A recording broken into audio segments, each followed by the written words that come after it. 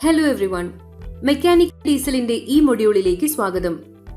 കഴിഞ്ഞ ക്ലാസ്സിൽ നമ്മൾ ചർച്ച ചെയ്തത് എഞ്ചിൻ സ്റ്റാർട്ടാകാത്ത കാരണങ്ങൾ, മെക്കാനിക്കൽ ഇലക്ട്രിക്കൽ, ഉയർന്ന ഇന്ധന ഉപഭോഗം, എഞ്ചിൻ അമിതമായി ചൂടാകൽ, ഒപ്പം കുറഞ്ഞ പവർ ഉൽപാദനം. തുടർച്ചയായി കാരണങ്ങൾ എങ്ങനെ പരിഹരിക്കാമെന്ന് നമ്മൾ ചർച്ച ചെയ്യാൻ പോകുന്നു. അമിതമായ ഓയിൽ യൂസ്, ഉയർന്ന ഓയിൽ പ്രഷർ, എഞ്ചിൻ ശബ്ദം. ഇത് ചെയ്യുന്നതിന് ആവശ്യമായ ഉപകരണങ്ങൾ, എക്യുപ്മെന്റ്, യന്ത്രങ്ങൾ എന്നിവ നമുക്ക് ശേഖരിക്കാം. ട്രെയിനുകളുടെ tools kit 1, socket spanner set 1, torque range 1, feeler gauge 1, multi cylinder diesel engine 1, multimeter 1, pressure gauge 1, injector testing machine 1, മണ്ണെണ്ണ ആവശ്യത്തിന്, സോപ്പ് ഓയിൽ ആവശ്യത്തിന്, ലൂബ്രിക്കന്റ് ഓയിൽ ആവശ്യത്തിന്, ക്ലീനിംഗ് തുണി ആവശ്യാനുസരണം, എമറി പേപ്പർ ആവശ്യാനുസരണം, ഗ്രീസ് ആവശ്യാനുസരണം. അമിതമായ ഓയിൽ യൂസ്. എണ്ണ നില പരിശോധിക്കുക. എണ്ണയുടെ അളവ് കൂടുതലാണെങ്കിൽ അധിക എണ്ണ നീക്കം ചെയ്യുക. എണ്ണയുടെ ബാഹ്യ ചോർച്ച പരിശോധിക്കുക. എണ്ണ ചോർച്ച കണ്ടെത്തിയാൽ അത് ശരിയാക്കുക. എണ്ണയുടെ ഗ്രേഡ് പരിശോധിക്കുക. ഗ്രേഡിന്റെ വിസ്കോസിറ്റി കുറവാണെങ്കിൽ അത് ശരിയായ ഗ്രേഡ് ഓയിൽ ഉപയോഗിച്ച് മാറ്റിസ്ഥാപിക്കുക. വാൽവ് ഗൈഡ് ക്ലിയറൻസ് പരിശോധിക്കുക. ക്ലിയറൻസ് അമിതമാണെങ്കിൽ ശരിയായ ക്ലിയറൻസ് ഉപയോഗിച്ച് വാൽവ് ഗൈഡ് മാറ്റിസ്ഥാപിക്കുക. റിംഗ് ക്ലിയറൻസ് പരിശോധിക്കുക. ക്ലിയറൻസ് അധികമാണെന്ന് കണ്ടെത്തിയാൽ അത് റീപ്ലേസ് ചെയ്യുക. പിസ്റ്റൺ, സിലിണ്ടർ ബോർ ഇവയുടെ തേയ്മാനം പരിശോധിക്കുക. ജീർണിച്ച പിസ്റ്റണുകളോ സിലിണ്ടർ ബോറുകളോ കണ്ടെത്തിയാൽ എഞ്ചിൻ ഓവർഹോൾ ചെയ്യുക. കുറഞ്ഞ oil pressure.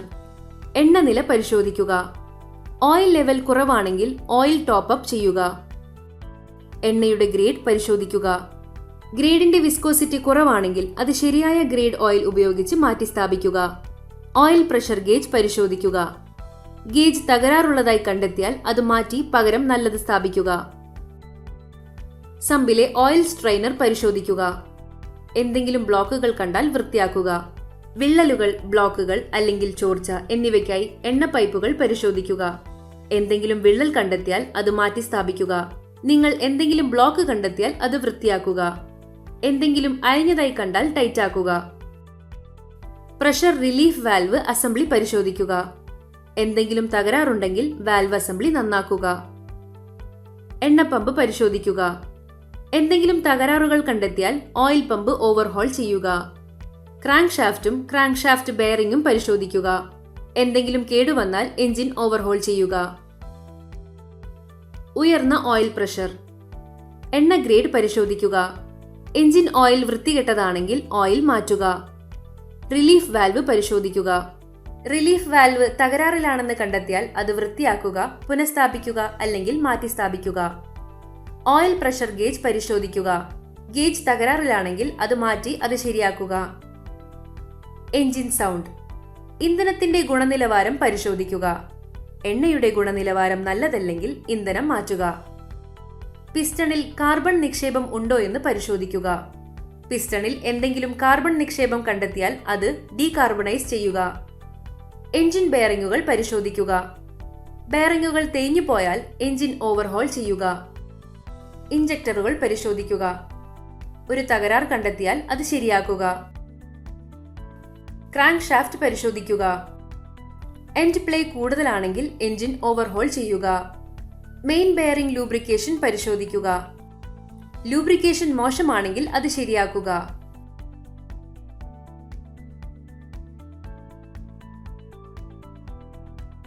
Fault finding chart. All application. വൃത്തികെട്ട എയർ ക്ലീനർ. നിയന്ത്രിത കംപ്രസർ ഡക്ട് എടുക്കുന്നത്.